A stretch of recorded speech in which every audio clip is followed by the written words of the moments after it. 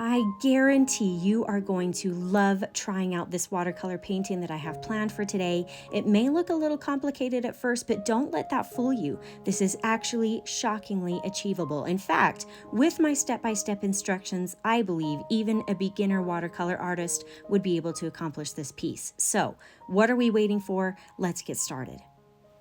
I'm just quickly pulling out my supplies for today. We need, of course, watercolor paints, a paper towel, some clean water, and watercolor paper. Now here on my watercolor paper, I have drawn a lightly penciled in sketch to help us get started and make things a little quicker and easier. Let me pull out this darker version so you can see it a little bit better. Really, this is a fairly simple outline. The most complex feature is the little sailboat on here, but even that is not too crazy. So if you'd like to pause the video really quickly and sketch this out for yourself, by all means, please do that. Or if you prefer to save a little bit of time and just jump right into painting, I will have this outline available in my Etsy shop that you can simply download, print, and trace right onto your watercolor paper using a light table or even just a well-lit window in your house. I will be putting this outline for sale at a 20% discount for 1 week only, along with maybe a few other outlines in my shop, so make sure you check that out. I'll leave a link to my Etsy shop in the description of this video, along with information and links to all of the other products you see me using today. We will be using a lot of water and paint today, so I'm going to go ahead and tape my paper down around the edges using some artist tape to help a little bit with the warping of the paper. Just make sure to seal the corner areas of the tape really well so that the paint and water doesn't seep through there. Now, for the brushes to use with this piece, you can pull out whatever you have handy, but the sizes I will be using today is a large number 11 round brush for all of the background washes.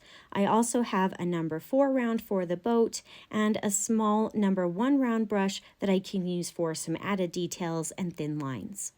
And just so you know, these brushes will be included in my upcoming Craftamo subscription boxes. We're really getting close to launching these. In fact, I just got the first 4 sample boxes in the mail just a few days ago, and I'd like to give you a quick sneak peek. Here are 2 of the 4 that arrived. These turned out so good. The paintings you see on the front covers here will be the paintings in which I will be exclusively teaching you how to paint if you get the 12-month subscription. Each box comes with outlines, paper, paints, and 2 brushes. Plus, there will be a few additional gifts here and there as well. So if you're interested in this, make sure you sign up to be notified when they are available by clicking my product page link in the description of this video. Okay, that's enough of that. I just thought it might be fun to give you a quick sneak peek of what is about to come. All right, the last little supply we need for this piece is some masking fluid. This is basically just liquid rubber in a bottle that can help mask off the white areas that you want on your page. I also have an old brush here that I will be using to apply the masking fluid so I don't risk ruining one of my nicer, more expensive brushes. But I have put some liquid soap in the bristles, and that usually helps clean up the fluid pretty good when you're done. Now, when I use masking fluid in these tutorials, a lot of the time it's more of an optional step. There are many times that you can just paint around the area instead, but with this piece, I highly recommend masking off the white areas today. You need to be able to paint quickly so that the water and paint don't dry out too fast. Plus, I really think it makes it easier in the long run.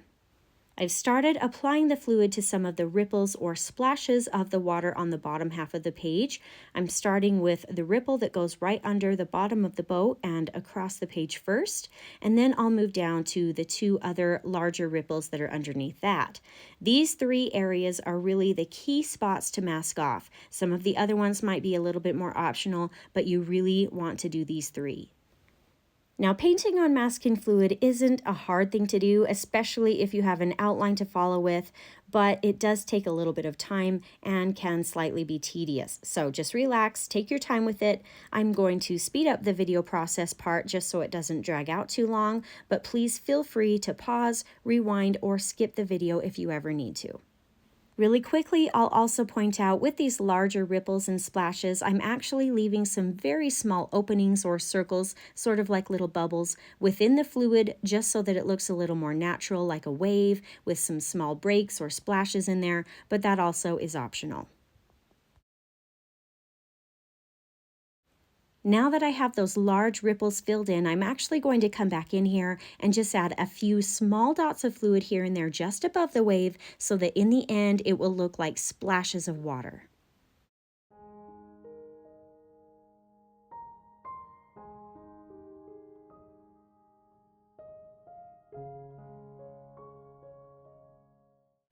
Then after I've got all those done, I'll start masking off some of the smaller, more thin ripples down below. Pretty much I'm just following the pencil lines that I drew in here earlier, so really this isn't too complicated either, but you can be the judge here and add as many or as few of these lines as you like.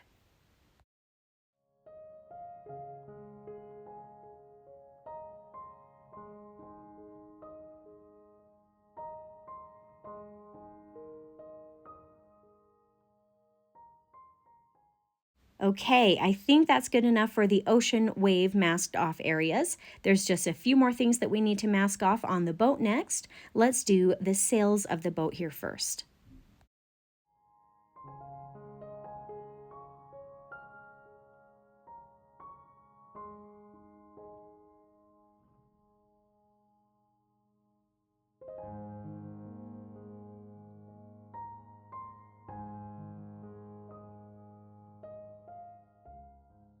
Next, I'll mask off the rim or edge of the boat. I'm sure there's a technical or proper term for that, maybe the bow, I don't know. I will also paint in a few more spots of masking fluid along the boat, maybe blocking off areas for windows or open spaces. You can kind of pick where you want to mask off here. I just want there to be some lighter areas along here to offset the darker colors that we'll be adding in later.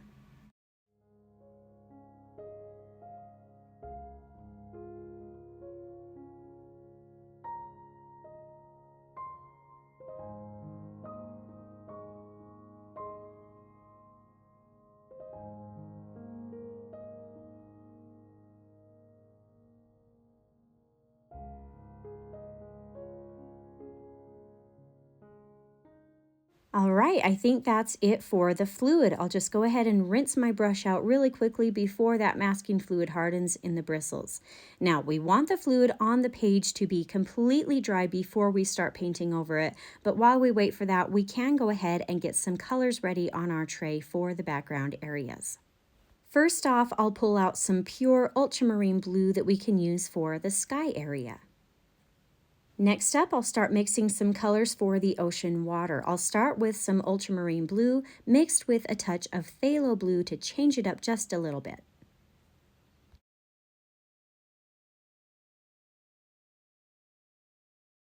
Now using some of that color, the ultramarine blue with the phthalo blue, I will also add in some hooker's green to give it more of a blue-green look. In fact, I'll mix up two of these blue-green colors, one that's a little more heavy on the blue and the other that's a little more heavy on the green.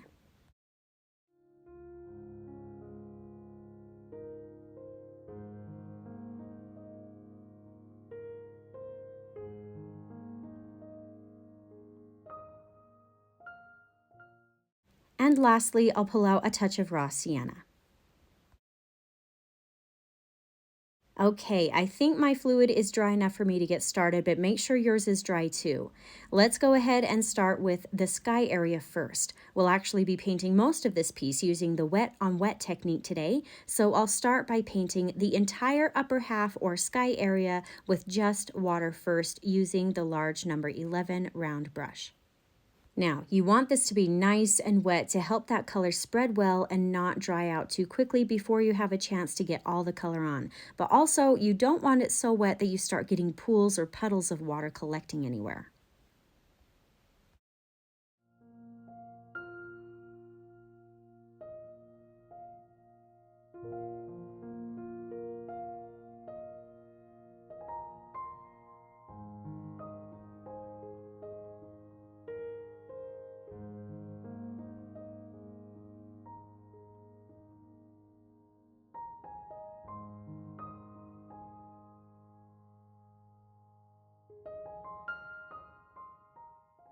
After that area is nice and wet with water, take a touch of the pure ultramarine blue and start applying that to the page, working your way from the top down to the bottom. The goal here is to have the darkest blue color closest to the top of the page and then gradually make it lighter and lighter as you move downward. The good news here is that this doesn't have to be a perfect layer or wash of color because this is the sky, so we can have some lighter spaces or darker spaces, maybe have some streaks or fluffy areas that can represent clouds.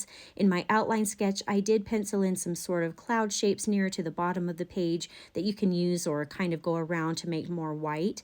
But really, you can add as many or as few cloud-looking shapes anywhere on the page that you want them to be.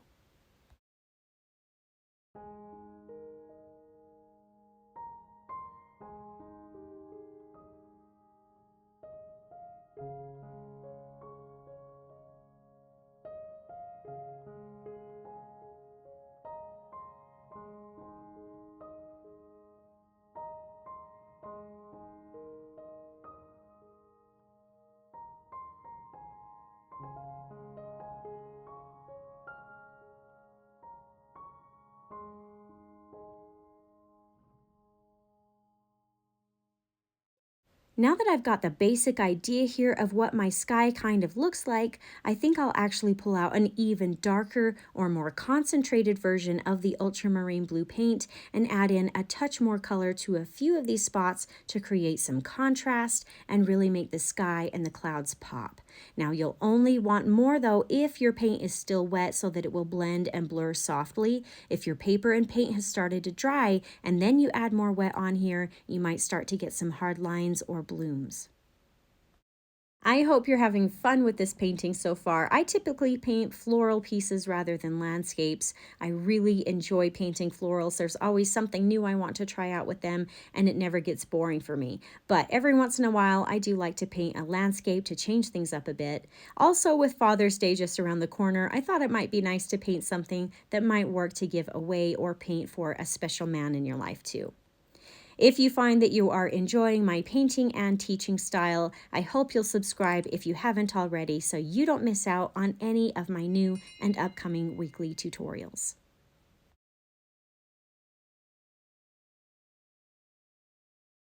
I think this looks pretty good just as it is, but if you feel like your clouds aren't very white or fluffy or they're not showing up very well, just pull out your paper towel and dab a little bit of color off your page. All right, well done. Now, believe it or not, that is actually a huge portion of this painting done. We'll paint the ocean in next, and it will be just as easy as this was. But before we get to that, we do want the sky to dry completely. Otherwise, they will just blend right into each other. So you're welcome to take a quick break and let it dry more naturally, or you can do like me and pull out a hairdryer really quickly and speed up that drying process a little bit. Once as the sky is completely dry, then we can go ahead and start laying in the color for the water. We'll be painting this wet on wet as well, so go ahead and wet down the entire area using that large brush once again.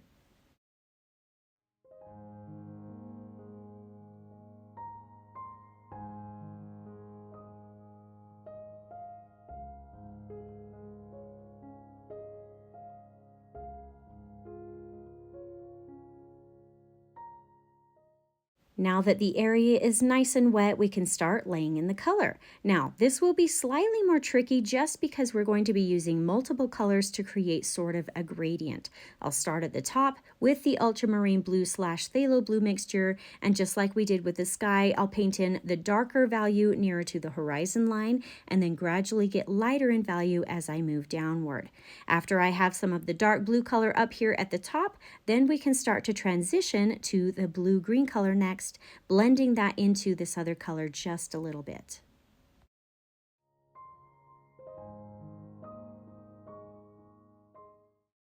I'll move this color a little ways down and then start adding in the green-blue next, again blending that into the color right up above it. Keep in mind that we do need to get a little bit lighter in value as well, so add in some extra water if you need to help with that. All right, and lastly, we'll add in some of the raw sienna here at the very bottom of the page so that it sort of looks like we're coming up upon a sandy or shallow area. Okay, that looks pretty good, but while this is still wet, I'd like to add a couple more things in here really quickly. Right here where the base of the boat is, I'd like to paint in some darker colors so that the boat and the water will sort of blend together and create a bit of a shadowed look. I'll just take a touch of some of this darker blue and add that in here really quickly, and if it's not quite dark enough, you can always add in more or even add in a touch of Payne's Gray. I'm also just going to throw a touch of this darker color downward so that it can sort of loosely represent a shadow of the mast of the boat. Did I say that word right? I'm not sure. I hope it's a mast, but if I got it wrong, hopefully you know what I'm talking about. Then while the ocean area and paint is still wet, I think I will also take a touch of this darker color and also paint in some lines or streaks in here as well to create some dark lines or ripples in the water as well.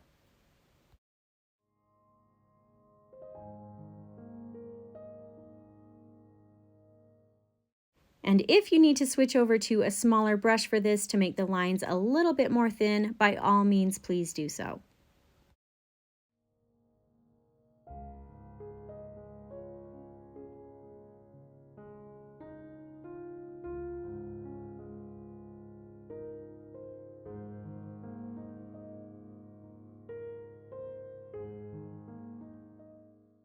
All right, pretty good. I'll just pull out my hair dryer once again and dry this off a little bit quicker so that we can move on to the next step.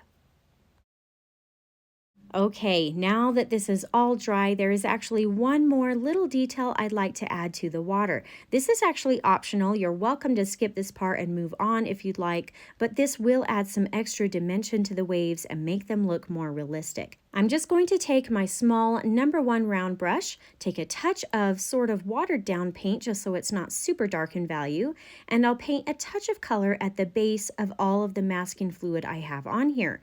Now these lines don't have to be straight or smooth or perfect. Some bumps and variations will actually make it look more natural, so don't take too much time on this part. But basically what this is doing is adding some contrast or shadow to the base of the wave, which will be white when we take that masking fluid off. Now this really does add something extra to the piece. You'll see what I mean in just a minute. But as a side note, as you're painting this part on, if the lines seem to be too dark or too hard, all you have to do is wet your brush a little bit and use some extra water to spread or soften the paint.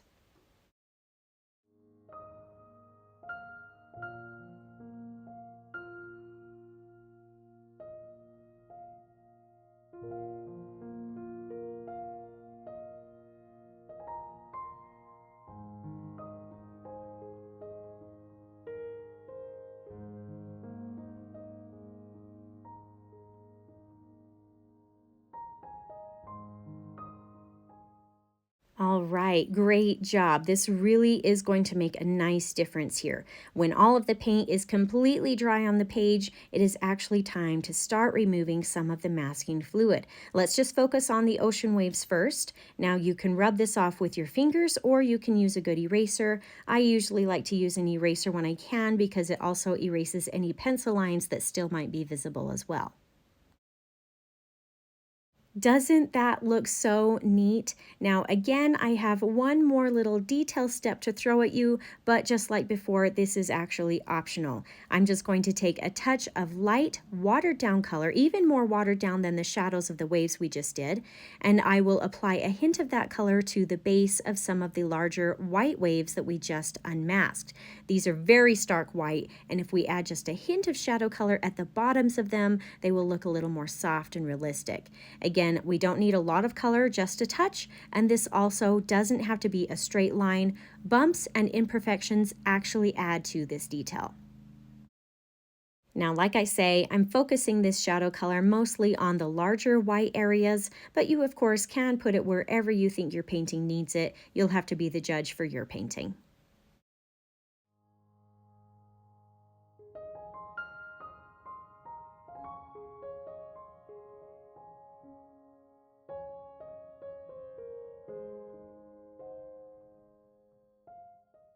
Okay, good enough. I think we can go ahead and unmask the boat. We are almost finished with this piece, just a few last finishing touches and we can call it done. I will say though, with the masking fluid on the boat, there may be a few pencil lines that we still need to be able to see here. So just be careful if you're using an eraser to take the fluid off, or to be on the safe side, you can rub it off with your fingers instead. All right, let's go ahead and pull out the number 4 round brush and put a little bit of light watered down Payne's Gray on our tray.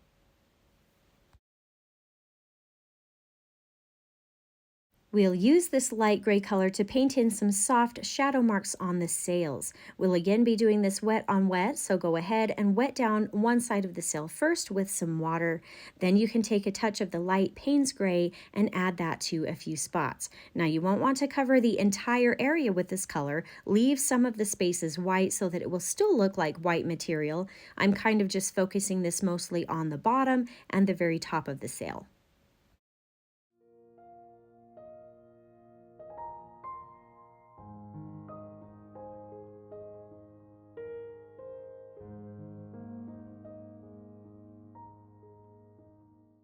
That looks pretty good. Let's go ahead and do the other side now.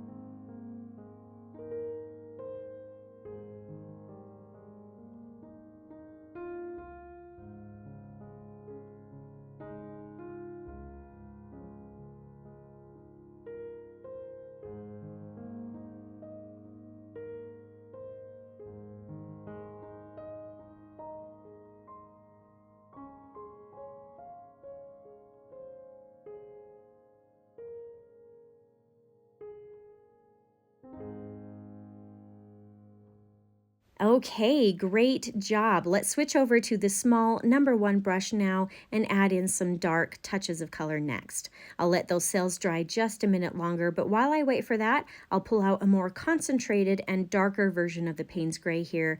And why not just go ahead, paint in a couple of these birds in the sky really quick. That is just kind of a fun little addition, I think.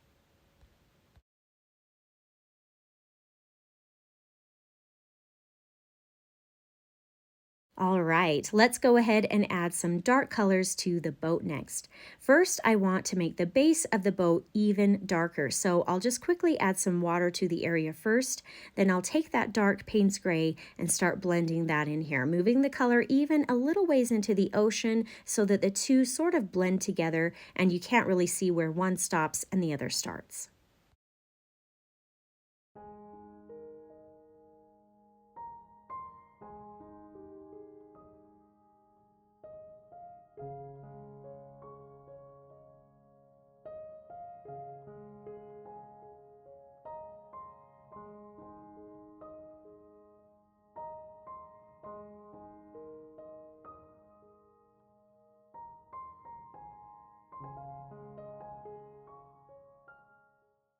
Next up, I'll just paint in some dark areas or lines along the side or the inside of the boat now. Now, I don't actually have a plan here. I'm just sort of freehanding this and adding this color in next to the white spaces to make these areas pop a little bit more.